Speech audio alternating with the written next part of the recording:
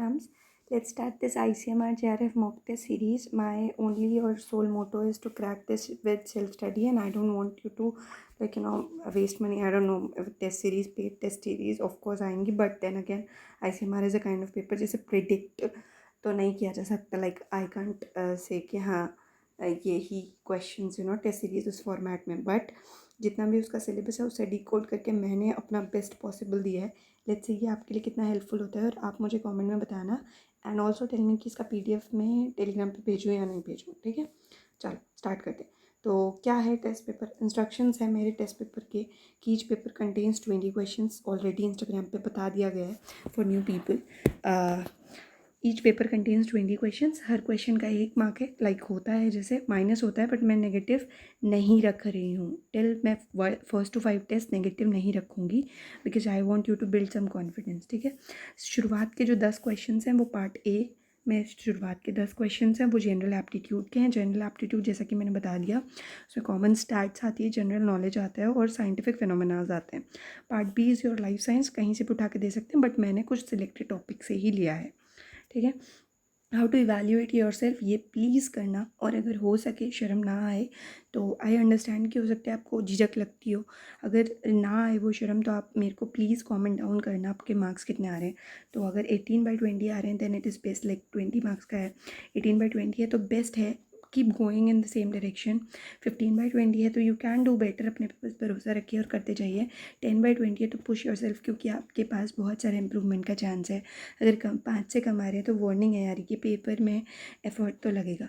ठीक है, topics from which this test contains question is section A में मैंने सैम्पलिंग से दिए हैं जो कि डेटा एनालिसिस का एक पार्ट होता है. रिसर्च मेथडोलॉजी में एक डेटा एनालिसिस पार्ट होती है, उसमें सैम्पलिंग आती है एंड नोबेल प्राइज से दिए हैं. देन सेक्शन बी से I have like designed question from bacteria, virus, antibiotics and blood group. ठीक है, क्वेश्चन बहुत बेसिक आते हैं. मैंने बता दिया PMT लेवल के क्वेश्चन आते हैं, बट क्योंकि वो क्वेश्चन में से लाइक इफ़ यू हैव 125 ना 65% अभी तक का शायद सबसे ज़्यादा कट ऑफ गया होगा, तो आपको मार्क्स ज़्यादा लाने पड़ते हैं. अगर आप सोचते हो कि यार मैं मतलब इतना क्लोज जा सकता हूँ, लाइक इफ़ यू गो 67% या 69% डेफिनेटली हो जाएगा. उसके लिए ज़्यादा क्वेश्चन सही होना इज़ इम्पॉर्टेंट, और उसके लिए एक एक नंबर जुटाना सेज की आप छोटी छोटी से लिए मिस्टेक्स ना करें. ठीक है, तो पार्ट ए का पहला क्वेश्चन है कि lottery method of sampling is which type of probability sampling. Now अब आपको आता है प्रोबेबिलिटी सैम्पलिंग या सैम्पलिंग आपने पढ़ा है कि नहीं पढ़ा है, तो मैं ऑप्शंस बताती हूँ. पहला है probability sampling, then quota sampling, convenience sampling और सेल्फ सेलेक्टेड सैम्पलिंग. तो आप आंसर सोचो. अगर आपने पढ़ा है, किसी ने अगर UGC नेट दिया है उसने पढ़ा होगा, किसी ने असिस्टेंट प्रोफेसर का पेपर दिया है तो उसने पढ़ा होगा. ठीक है, तो आंसर क्या है कि लॉटरी मेथड. लॉटरी याद करना ईजी है ना. प्रोबेबिलिटी में लॉटरी मेथड जो है प्रोबेबिलिटी मेथड के अंदर आता है. Actually probability and non probability दो तरीके की सैम्पलिंग होती है. कितने तरीके की होती है? प्रोबेबिलिटी और नॉन प्रोबेबिलिटी, दो तरीके की. ठीक है, प्रोबेबिलिटी में कुछ 4 डिविजन्स है, नॉन प्रोबेबिलिटी में डिविजन्स एंड सब डिविजन है. तो ये मान लो 2 में डिवाइड है फिर सब डिवाइडेड है. ठीक है, तो answer is lottery method of sampling is a type of probability sampling जो कि सिंपल रैंडम सैम्पलिंग के अंडर आती है. और हम कहाँ पढ़ते हैं? डेटा कलेक्शन में. इस चीज़ को मैंने बता दिया. कहाँ पढ़ते हैं हम? रिसर्च होती है, रिसर्च में डेटा कलेक्ट करते हैं तो डेटा कलेक्शन में पढ़ते हैं. डेटा कलेक्शन में प्रोबेबिलिटी सैम्पलिंग होती है, प्रोबेबिलिटी में सिंपल रैंडम सैम्पलिंग होती है. उस सैम्पलिंग में आती है हमारी लॉटरी मेथड ऑफ सैम्पलिंग. ठीक है, बताना मुझे अगर सैम्पलिंग पढ़ाना है तो मैं पढ़ा दूंगी. हार्डली 8 से 9 मिनट में ख़त्म हो जाएगा. चलो अब आता है कि अरे यार इसमें स्पेस नहीं लगा. चलो कोई बात नहीं. विच of the following is a type of not like probability non probability sampling method कौन सा है? पहला है क्लस्टर सैम्पलिंग, देन है प्रोपोर्शनेट स्ट्रैटिफाइड सैम्पलिंग या डिसप्रोपोर्शनेट सैम्पलिंग या फिर सेल्फ सिलेक्टेड सैम्पलिंग. कौन सा जो है वो नॉन प्रोबेबिलिटी सैम्पलिंग का मेथड है? ऑप्शंस क्या क्या है? Cluster sampling, proportionate stratified sampling, disproportionate sampling या सेल्फ सिलेक्टेड सैम्पलिंग है. इसके लिए बहुत बड़ा सॉरी है मेरा, अगर आगे भी ये होगा तो प्रॉब्लम हो जाएगी. आंसर क्या है कि सेल्फ सिलेक्टेड सैम्पलिंग जो है वो नॉन प्रोबेबिलिटी सैम्पलिंग में आती है. क्या करते हैं इसमें? नाम से ही लग रहा है ना, जो रिस्पॉन्डेंट है वो खुद ही सिलेक्ट करता है. मतलब वो पॉपुलेशन में से मान लो इतना सारा डेटा है तो वो सिलेक्ट करता है कि मेरे को इतना ही चाहिए, तो इसको लेके वो आगे बढ़ता है. This is one kind of a non probability sampling, क्योंकि आपने पहले ही अपने लिए सर्टेन कर लिया, इतना आपने पॉपुलेशन सर्टेन कर लिया तो वो नॉन प्रोबेबिलिटी होनी ही है. फिर आता है deliberate selection of sampling units is called. Thank God ये स्लाइड सही थी. Deliberate selection of sampling unit is called. Option is purposive, self selected sampling, snowball sampling, convenience sampling. देखो कुछ क्वेश्चंस के आंसर जो है ना वो क्वेश्चन में होते हैं डेलिबरेट, ज़बरदस्ती कब करते हैं, जब हमारा सैम्पलिंग जो है वो ना किसी पर्पज़ से हो रहा हो. तो पर्पजिव सैम्पलिंग एक्चुअली होता क्या है कि पर्पजिव सैम्पलिंग को जजमेंट सैम्पलिंग भी बोलते हैं. ये ऐसा प्रोसेस है जहाँ हम डेलिबरेटली सिलेक्ट करते हैं सैम्पलिंग यूनिट को, यानी कि मैं सेलेक्ट करूँगी कि मुझे कौन से सैम्पल की ज़रूरत है. ठीक है. सो सॉरी, मेरा थोड़ा थ्रोट इशू चल रहा है अभी. जब तक मानसून चलेगा ये भी चलेगा मेरे साथ. तो when a sampling population is सब डिवाइडेड इनटू होमोजेनियस ग्रुप्स, तब क्या बोलते हैं. देखो क्वेश्चन में ही आंसर है इसका भी. होमोजेनियस ग्रुप्स में जब डिवाइड करते हैं तो ऑप्शन ए है सिंपल रैंडम सैम्पलिंग, बी है स्ट्रेटिफाइड रैंडम सैम्पलिंग, सी है multi stage sampling and d है all of the above. Subdivision हो रहा है ना. आप जानते हो जब भी किसी एक लेयर को, मान लो बड़ा सा लेयर है, उसका सब डिवीजन करते हैं तो उसको क्या बोलते हैं, स्ट्रैटिफिकेशन कर रहे हैं. सॉइल में क्या होता है, स्ट्रैटिफिकेशन होता है. तो जब भी वैसे इस क्वेश्चन में जब किसी सैम्पल पॉपुलेशन को आप सब डिवाइड कर दोगे छोटे छोटे ग्रुप्स में ताकि पढ़ना ईजी हो जाए, तो ऐसे कुछ तो स्ट्रैटिफाइड से रिलेटेड बोलेंगे ना, तो इसको बोलेंगे स्ट्रैटिफाइड रैंडम सैम्पलिंग. अब पहले क्वेश्चन पे जाओ, वो था स्ट्रैटिफाइड रैंडम सैम्पलिंग का type. So the answer is stratified random sampling. Population सब डिवाइड की जाती है. From each group certain items are taken. In other words we can say that nothing is left behind from the population. Like आप किसी एक chapter को पढ़ने की सोचो, आप उसके टॉपिक्स उठाओ और सारे सब टॉपिक्स को ख़त्म कर जाओ, तो इसी को बोलेंगे हम रैंडम सैम्पलिंग में stratified random sampling. Okay. So the next question will be the name the type of sampling method in which sample is selected in various stages but only the last sample of the subject is studied. Say for example आपने अपने syllabus को divide कर लिया कि यार मैं ये ऐसे पढ़ूंगी, और जब लास्ट वाला एरिया पढ़ूंगा और जब लास्ट में आएगा तो मैं क्वेश्चंस करूंगी. अब आपके लिए इंपॉर्टेंट क्या है, क्वेश्चंस इंपॉर्टेंट है. वैसे ही ये क्वेश्चन पूछ रहा है कि ऐसी सैम्पलिंग मेथड को बताओ जिसमें आप सैम्पल को सिलेक्ट करते हो बहुत सारी स्टेज पे, लेकिन आप अपने बस लास्ट सैम्पल पे फोकस करते हो. तो ऑप्शन है multi stage random sampling, purposive sampling, snowball sampling या क्लस्टर सैम्पलिंग. पर्पजिव मैं आपको ऑलरेडी बता चुकी हूँ. पर्पजिव मतलब डेलिबरेटली या फिर खुद से ही ज़बरदस्ती निकालना कि आपको क्या पढ़ना है. ठीक है. तो इसका आंसर जो है पर्पजिव तो हो नहीं सकता. तो आंसर क्या है, multi stage random sampling. Multi की स्पेलिंग गलत हो गई. Multi stage random sampling. छोटे मोटे एरर्स के लिए मुझे माफ़ कर देना क्योंकि ये टाइप करने में बहुत मतलब ज़्यादा ही फोकस चला जाता है और थोड़ा सा टाइम की कमी है अपने पास. ठीक है. तो आंसर है मल्टी स्टेज रैंडम सैम्पलिंग, जिसमें कि हम डिवाइड करते हैं सैम्पल को इन स्टेजेस बट सिर्फ लास्ट सैम्पल को पढ़ते हैं. आई होप कि इन 5 क्वेश्चंस ऑफ प्रोबेबिलिटी सैम्पलिंग या नॉन प्रोबेबिलिटी सैम्पलिंग से आप नोट्स बनाओगे. गाइस छोटी कॉपी खरीदो या कॉपी ऑलरेडी है या A4 शीट है उन पर प्लीज़ लिखना शुरू करो क्योंकि ये सब रिविजन में बहुत हेल्प करेगा. अब आते हैं हम नोबेल प्राइज़ से. नोबेल प्राइज़ आप सबको पता है कि क्वेश्चन पूछे जाते हैं, तो मैं डेली नोबेल प्राइज़ से 2 या 3 क्वेश्चन डाल दूंगी जब तक कि नोबेल प्राइज़ ख़त्म नहीं हो जाता. तो पहला क्वेश्चन है कि which of the following prize category was not listed in Alfred Nobel's will. तो ये जो एल्फ्रेड नोबेल साहब थे ना, डायनामाइट के लिए जाना जाता है इनको, डायनामाइट हीरा. तो जो डायनामाइट के लिए जाना जाता है एल्फ्रेड नोबेल को, उसमें क्या था कि इन्होंने जो इनको पैसे मिले थे वो पैसा इन्वेस्ट किया है रिसर्चर्स को अप्रिशिएट करने में. लेकिन इनकी जो प्राइस कैटेगरी थी उसमें इन्हें एक सब्जेक्ट इसमें से नहीं यूज़ किया था. इन्हें बोला था लिटरेचर वालों को मिलना चाहिए, फिजिक्स वालों को मिलना चाहिए, फिजियोलॉजी मेडिसिन को मिलना चाहिए, लेकिन इन्हें इकोनॉमिक साइंसेस को नहीं इंक्लूड किया था. तो कौन सा नहीं लिस्टेड था, इकोनॉमिक साइंसेस. ठीक है. तो economic sciences the newly added category to the Nobel prize. मतलब वो अपनी विल में नहीं लिख के गए थे कि इनको देना प्राइज़, पर हम दे रहे हैं, वी आर गुड पीपल. ठीक है. अब आता है क्योंकि इकोनॉमी इंपॉर्टेंट है भाई, अगर आप अप्रिशिएट करोगे, देखो मॉनेटरी सपोर्ट भी बहुत बड़ा सपोर्ट होता है. जहाँ पैसा है वहाँ पर्पस भी लेके जाएंगे, लेकिन एक मोड ऑफ स्टेबिलिटी, एक मोड ऑफ सिक्योरिटी पैसा भी होती है. तो नोबेल प्राइज़ का एक अमाउंट भी मिलता है लोगों को. आई एम नॉट सेइंग कि उस साइंटिस्ट के लिए तो वो क्या ही होता होगा, but then again I am saying कि ये प्रमोट करने के लिए है. अगर इकोनॉमिक्स का नाम भी ले लिया जाएगा एक ग्लोबल एरिया में, तो लोग फिर थिंक कि यार इस एरिया पे कंट्रीब्यूट करना है. And economy is the sole base of every country. ठीक है. अब आता है कि which of the below mentioned families won the most Nobel prizes. I think इतना इंटरेस्टिंग क्वेश्चन मैंने कभी देखा नहीं अपनी ज़िंदगी में. पहला है आइंस्टीन, क्यूरीज, ब्रैग्स या none of the above. Bragg ने भी ब्रैग लॉ दिया था. I think 2 lambda sine theta ऐसा कुछ होता था ना फिजिक्स में 12th में. तो ब्रैग्स को नहीं, उनकी फैमिली को नहीं, आइंस्टीन को भी मिला, ऑब्वियस सी बात है, लेकिन क्यूरी जो थी ना, क्यूरी को मैडम क्यूरी बोलते हैं, तो मैडम क्यूरी को सबसे ज़्यादा नोबेल प्राइज़ मिले थे। किस किस को मिला था? इनको खुद मिला था, इनके हस्बैंड को मिला था, इनको 2 नोबेल प्राइज़ मिले थे पहली चीज़ तो, और इनके हस्बैंड को मिला था, और इनके सन को मिला था। इनके सन या डॉटर में मुझे कन्फ्यूजन है यार, एक बार देख लेना। इनकी प्रोजेनी को भी मिला था।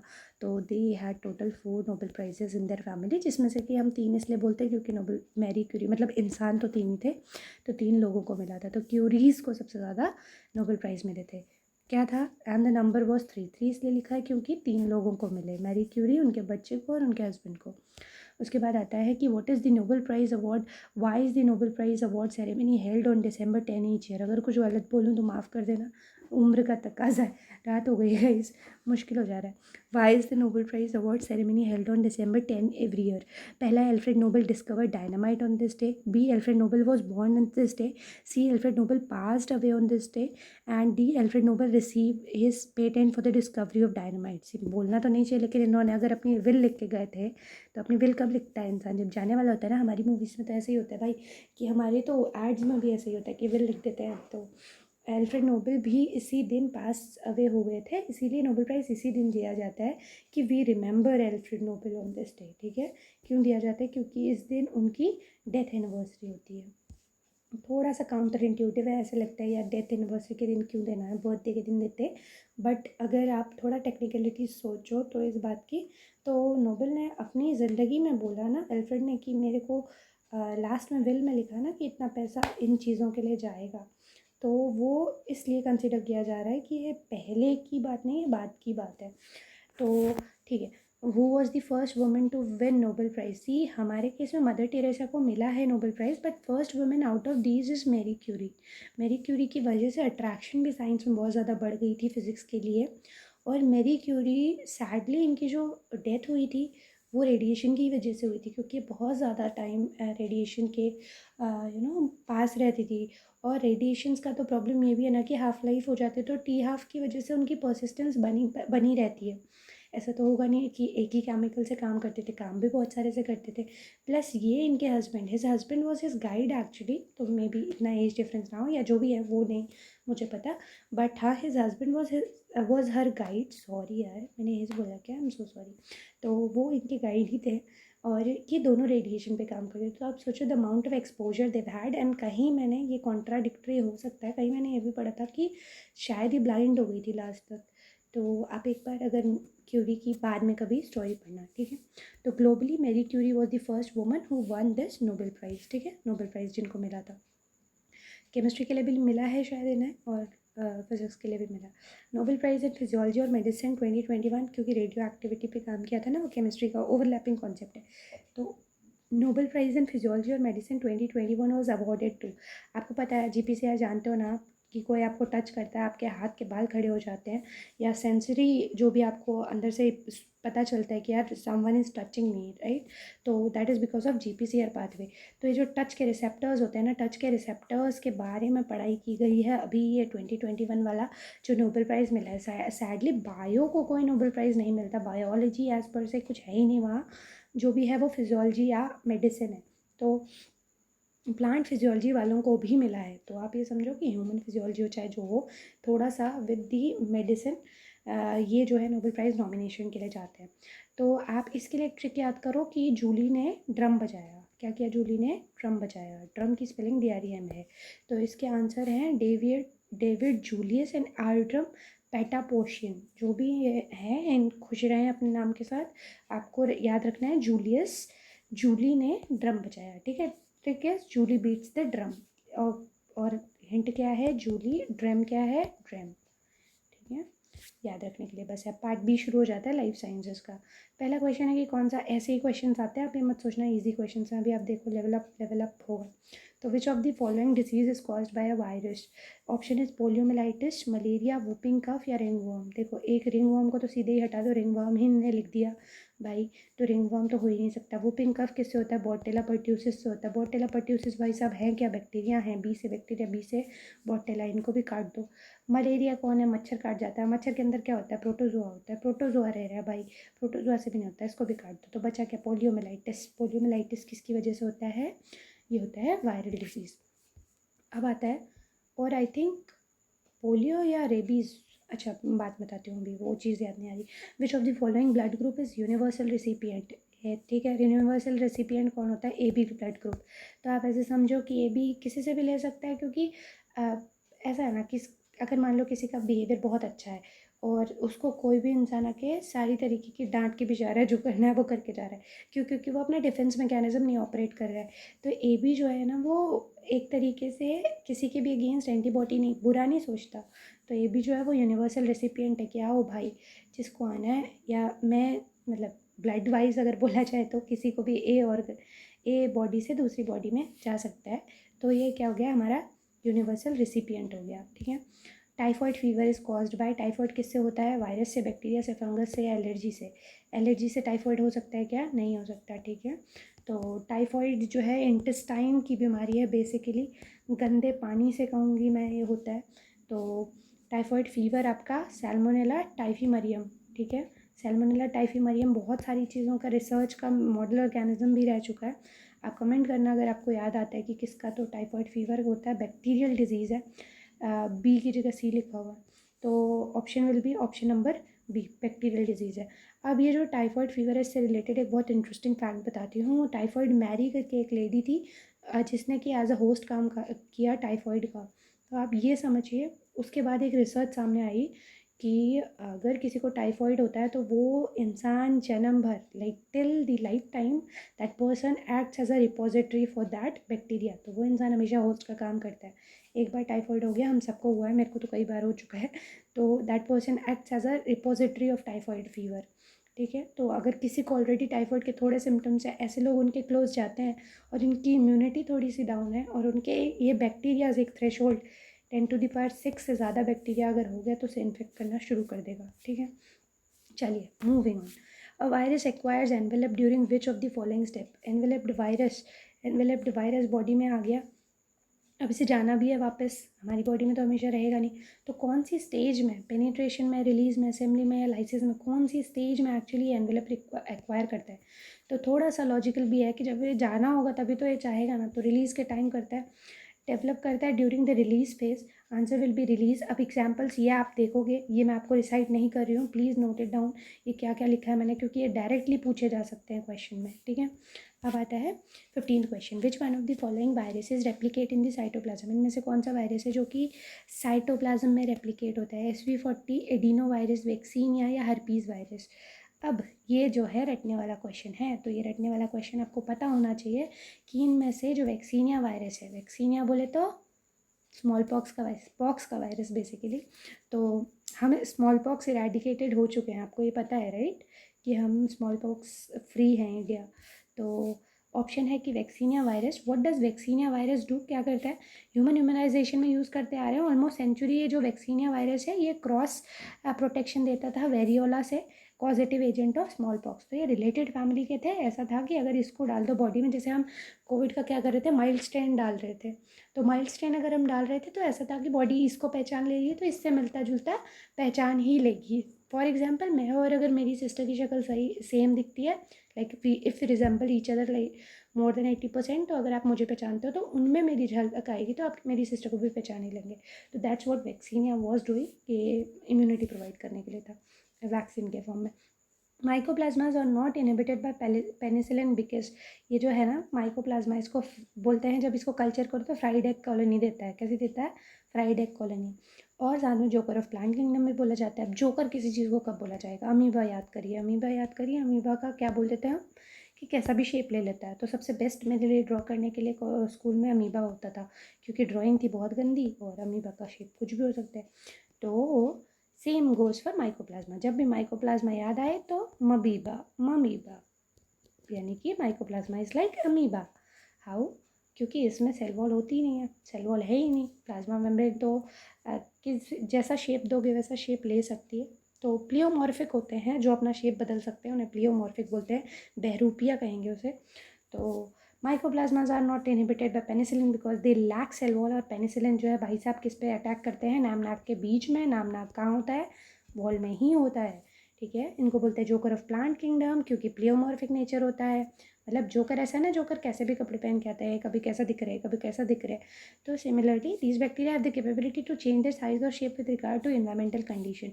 Moreover it lives on the parasite of the plant, therefore called as joker of the plant kingdom. Mostly plant को इन्फेक्ट करता है एक स्पाइरोप्लाज्मा की बीमारी देख लेना। मेरे ख्याल से लिटिल लीफ ऑफ ब्रिंजल जो है वो होती है इसकी वजह से, माइकोप्लाज्मा की वजह से। अब आता है which of the following antibiotic is use to treat fungal infection. Option is aminoglycoside, cephalosporins, penicillin या ग्राइसियोफल्विन। सीधा बता देती हूँ, ग्राइसियोफल्विन सॉइल वाले ही होते हैं एंटीबायोटिक्स और ये एंटी फंगल है। अब ग्राइसियोफल्विन मैंने सोचा कि ग्राइसियोफल्विन रटना ही है तो 500 mg सोच ही लो।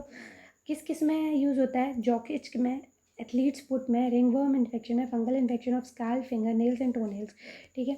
एक बहुत इंटरेस्टिंग चीज़ बताती हूँ, बस एक छोटी सी, कि फंगल ऑइंटमेंट जो है वो कभी भी फंगल इन्फेक्शन आपको हो रहा है तो प्लीज़ ओरल दवाई ना खाएं। क्यों नहीं खानी है भाई, क्योंकि हमारा यूकैरियोटिक सिस्टम है, फंगस यूकैरियोटिक होता है, तो उनकी जो दवाइयाँ जो उन्हें इनहिबिट करेंगी, क्या क्या इनहिबिट कर सकती हैं, उनका डीएनए पॉलीमरेज कर सकती हैं, आरएनए पॉलीमरेज कर सकती हैं, या फिर राइबोसोम्स कर सकती हैं। सब हमारे अंदर भी है, यूकैरियोट्स तो हम भी है ना, तो हमें हार्म होगा। तो कभी भी फंगल इन्फेक्शन की जो डॉक्टर्स होते हैं वो मोस्टली क्या देते हैं, ऑइंटमेंट देते हैं, ठीक है। तो इसका लॉजिक ये था। और उसके बाद आता है क्वेश्चन की the modification for production of blood group is done because of, मतलब क्यों हम मॉडिफाई कर पा रहे हैं, क्यों हम ए बना लिए, बी बना लिए, क्यों हम डिफरेंट टाइप के ब्लड ग्रुप बनाते हैं। और अगर वो नहीं होता है तो क्या होता है, तो presence of H antigen, presence of glucose, presence of protein, presence of pseudo protein. Pseudo protein तो हटा ही दो, कुछ होता नहीं है। प्रोटीन की प्रेजेंस की वजह से हम किसी को भी, वरना तो हम हर चीज़ मॉडिफाई कर लेते हैं, ग्लूकोज तो हमारे खाने में ही है, वरना उसका भी ब्लड ग्रुप बन जाता। प्रेजेंस ऑफ एच एंटीजन, इस एच एंटीजन को अगर रिटेन हो जाएगा तो वो ब्लड ग्रुप है, हाँ। और अगर नहीं रिटेन हो पाया, मॉडिफिकेशन हो गई, तो नैग और गैलेक्टोज के बेसिस पे ये ए और बी ब्लड ग्रुप हो जाता है। तो क्या बोलते हैं, एच एंटीजन एक फ्यूकोसिल ट्रांसफरेज से बनता है, डिपेंडिंग अपॉन कि अगर ओ है तो मतलब एच नॉर्मल है, और अगर मॉडिफाई हुआ तो ए और बी है। तो क्या हो गया, बहुत कैसे हो गया ये, बहुत कैसे लिखा है, चलो थोड़ा खुश हो लेना, बहुत लिखा है। Blood group A and B contains H antigen before modification, both है, वो बहुत नहीं है, बोथ है। ऑल्दो बहुत होता है इनके पास, ठीक है। एच एंटीजन शुरुआत में, फिर कम हो जाता है, मॉडिफाई हो जाता है। चलो 19 is blood group that is considered as universal donor. Blood group कौन सा यूनिवर्सल डोनर होता है, तो इनमें से जो आंसर है that is none of the above, क्योंकि मैंने ओ ब्लड ग्रुप लिखना ही भूल गई। तो ठीक है, आपको पता है कि इसका नन ऑफ दी अबव ही होगा।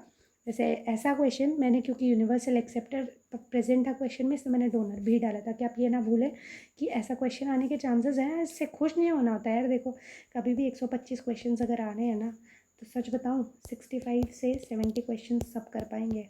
ये होती है किसी भी एग्ज़ाम की ट्रिक, इसीलिए तो हर बच्चा उस पेपर को देना चाहता है, क्योंकि उसे लगता है यार मैं थोड़ा और पढ़ लेता तो कर लेता। बट ये जो 70 के आगे का खेल होता है ना, वो ही एग्ज़ाम निकालने में हेल्प करता है, और उसी के लिए काम करते हैं हम लोग, ठीक है। आप उसी के लिए पढ़ते हो। चलो अब आता है 20th question, one of the following antibiotic attaches to 50S ribosome and inhibits peptidyl transferase. इनमें से कौन सा जो है वो 50S सब यूनिट पे बाइंड करता है आके, और पेप्टिडिल ट्रांसफरेज एक्टिविटी को रोकता है। ये मान लो वो एंटीबायोटिक है, कितना बड़ा एंटीबायोटिक है ना, बिलॉजिक बताऊंगी क्यों बड़ा ड्रॉ किया। एम्फोटेरिसिन, क्लोरामफेनिकोल, पेनिसिलिन या नन। अब क्लोरामफेनिकोल जो है वो 50S पे बाइंड करता है, C50 से याद कर सकते हो, ठीक है, या 50C से याद कर सकते हो। होता क्या है, ये मैंने बड़ा बनाया है ना, क्योंकि जब बड़ा इसलिए ड्रॉ किया क्योंकि क्लोरामफेनिकोल की स्पेलिंग देखिए ज़रा कितनी बड़ी है। तो क्लोरामफेनिकोल भी बड़ा होता है, जाके बड़ी सब यूनिट से बाइंड करता है और पेप्टिडिल ट्रांसफरेज एक्टिविटी को इनहिबिट करता है। So the correct answer will be chloramphenicol. अब क्लोरामफेनिकोल अटैचेस टू 50S सब यूनिट्स एंड इनेबल्स, क्या करता है, स्पेक्ट्रल सॉरी राइबोसोमल, यहाँ पे पेप्टिडिल, सॉरी गाइस, लिखने में ना पता नहीं कहाँ बुद्धि रहती है, ट्रांसफरेज एक्टिविटी, ठीक है, पेप्टिडिल ट्रांसफरेज एक्टिविटी को एक्टिवेट कर देता है। 50 ईयर्स नहीं है, 50S है, इतना आप मुझे, मेरे को लगता है माफ़ कर देंगे, क्योंकि मैं इंसान बुरा नहीं हूँ, ठीक है। तो टाइम टू इवैल्यूएट। अब आप बताना कि कितना हेल्पफुल था, अगली बार एरर्स कम कर दूँगी प्लीज़, कुछ बड़ी बड़ी ब्लंडर्स कर दिए मैंने। और उसके बाद अब प्लीज़ मेरे को ड्रॉप करो कमेंट में कि यार कितना हेल्पफुल रहा ये, कितने मैं हमेशा पढ़ाई को कनेक्ट करके पढ़ाती हूँ, तो मेरे पास बहुत सारी चीज़ें होती हैं बताने के लिए एक चीज़ के बारे में, तो वो भी कितना हेल्पफुल है नहीं है, करूँ ना करूँ, बताऊँ ना बताऊँ, इनसाइट्स दूँ वो भी बताओ। And thank you, all the best. I hope कि अब करो एंड कर लोगे यार, मतलब जैसे जैसे हम टेस्ट सीरीज़ बढ़ाते जाएंगे आप डेली एटलीस्ट टच में तो रहोगे चीज़ों के, ठीक है। So thank you everybody. अब इवैल्यूएट करना, मुझे बताना कितने मार्क्स आए और मैं देखती हूँ कि आप लोगों को कितना हेल्प हो रहा है, ठीक है। तो और ये भी बताना कि नोटबुक बनी है कि नहीं है, ठीक है। एक दिन थैंक यू बोलोगे मेरे को ऐसे दिमाग में कि यार कॉपी में लिखने की आदत डाल दी लड़की हैं, बैक टू कॉपी आओ, तो लिखना शुरू करो, ठीक है। So bye bye and thank you.